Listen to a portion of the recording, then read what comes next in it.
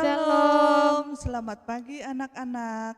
Pagi ini kita bersyukur kepada Tuhan karena Tuhan begitu baik telah menjaga dan melihara kita dalam satu pekan yang telah lewat ini, sehingga pagi ini kita dapat bertemu di dalam ibadah online. Kita akan memulai ibadah kita pada hari ini bersama dengan Kak Nengsi dan Kak Yuli. kita akan memulai ibadah kita dengan doa, kakak yang pimpin kita dalam doa. Kita berdoa, Bapa di surga, pada pagi ini kami bersyukur atas pertolongan Tuhan yang begitu baik bagi kami, sehingga pada hari ini Tuhan kami dapat kekuatan, kesehatan, semuanya adalah karena kebaikan Tuhan baik kami. Bapa, kami akan memulai ibadah kami pada hari ini dengan pimpinan dan pertolongan Tuhan. Haleluya. Amin.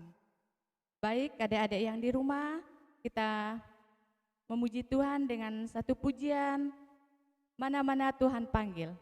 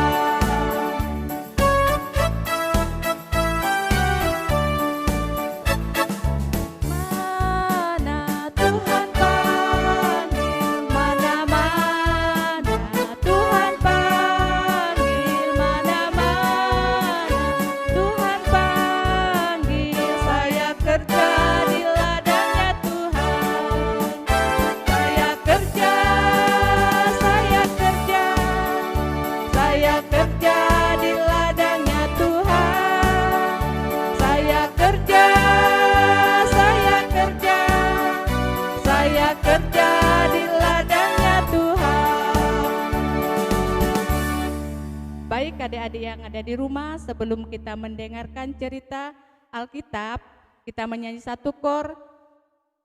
Dengar dia panggil nama saya.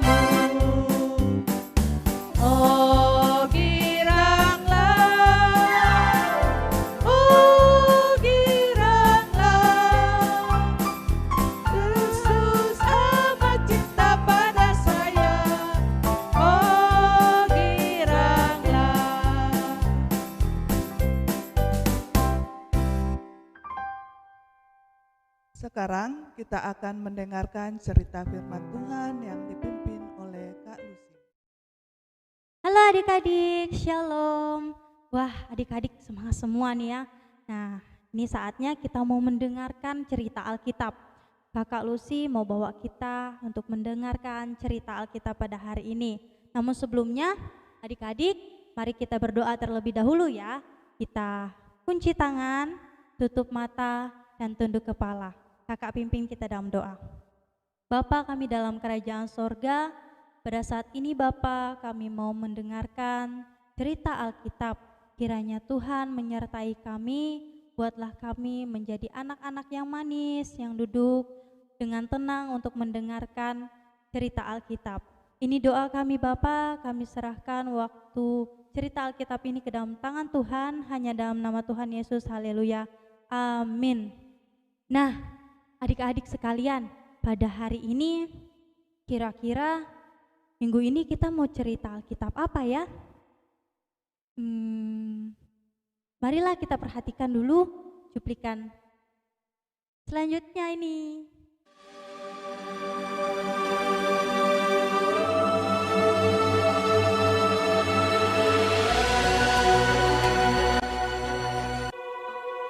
Ada seorang laki-laki dari pegunungan Efraim, Elkana dengan Hana, istrinya. Ia menamai anak itu Samuel, sebab katanya, "Aku telah memintanya daripada Tuhan. Untuk mendapat anak inilah aku berdoa, dan Tuhan telah memberikan kepadaku apa yang kuminta daripadanya. Maka aku pun menyerahkannya kepada Tuhan." Lalu diantarkannya ke dalam rumah Tuhan di Silo kepada Eli. Samuel yang muda itu menjadi pelayan Tuhan di bawah pengawasan Eli, yang matanya mulai kabur dan tidak dapat melihat dengan baik. Pada suatu hari Eli sedang berbaring di tempat tidurnya. Lampu rumah Allah belum lagi padam.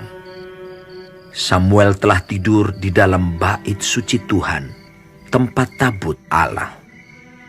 Lalu Tuhan memanggil, "Samuel, Samuel." Dan ia menjawab, "Iya, Bapa."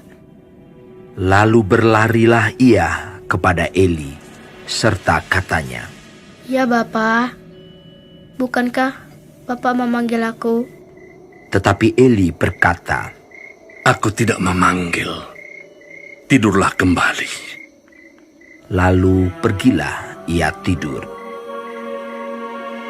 Dan Tuhan memanggil Samuel sekali lagi. Samuel pun bangunlah, lalu pergi mendapatkan Eli serta berkata, "Iya Bapa, bukankah Bapa memanggil aku?" Tetapi Eli berkata, "Aku tidak memanggil, anakku. Tidurlah kembali." Dan Tuhan memanggil Samuel sekali lagi untuk ketiga kalinya. Ia pun bangunlah, lalu pergi mendapatkan Eli serta katanya, "Ya Bapa, bukankah Bapa memanggil aku?" Lalu mengertilah Eli bahwa Tuhanlah yang memanggil anak itu. Sebab itu berkatalah Eli kepada Samuel, "Pergilah tidur. Dan apabila ia memanggil engkau, katakanlah, 'Berbicaralah Tuhan, sebab hamba-Mu ini mendengar.'" Maka pergilah Samuel dan tidurlah ia di tempat tidurnya. Lalu datanglah Tuhan, berdiri di sana dan memanggil, "Samuel, Samuel."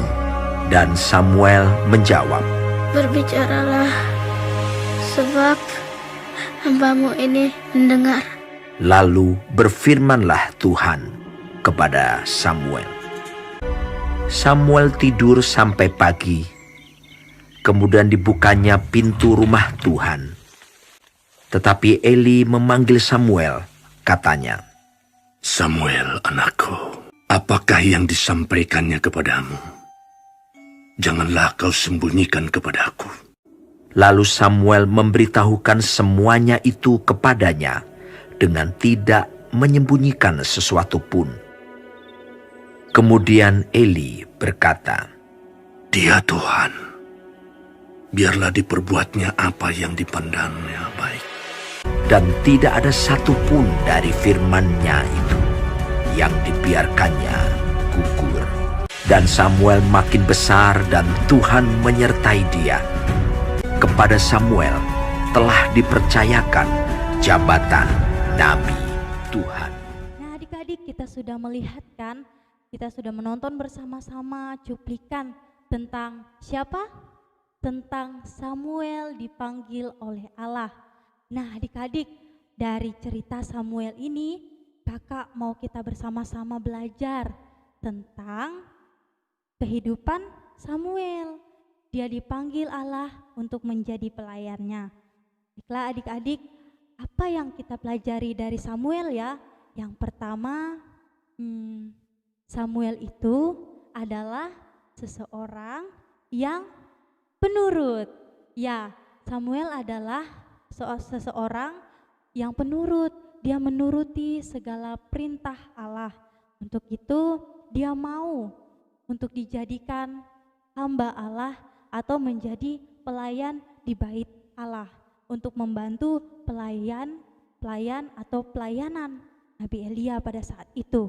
Nah, adik-adik, dia menuruti perintah Allah untuk menjadi pelayan Allah, dan selain itu dia juga menurut dengan perkataan ibunya, karena ibunya saat dia mengandung, dia sudah memiliki janji bahwa mau menjadikan Samuel menjadi pelayan Allah.